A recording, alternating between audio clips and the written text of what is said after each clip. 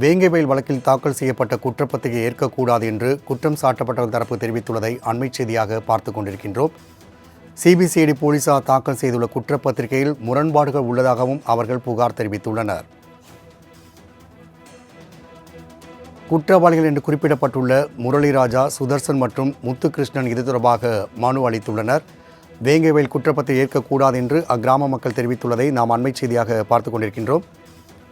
மேலும் கூடுதல் விவரம் செய்த முருகேசன் வழங்க கேட்கலாம். முருகேசன், தற்பொழுது வேங்கைவயல் குற்றப்பத்திரிகை ஏற்கக்கூடாது என்று அப்பகுதி மக்கள் தெரிவித்துள்ளனர். இது குறித்தான கூடுதல் விவரங்களை பதிவு செய்யலாம்.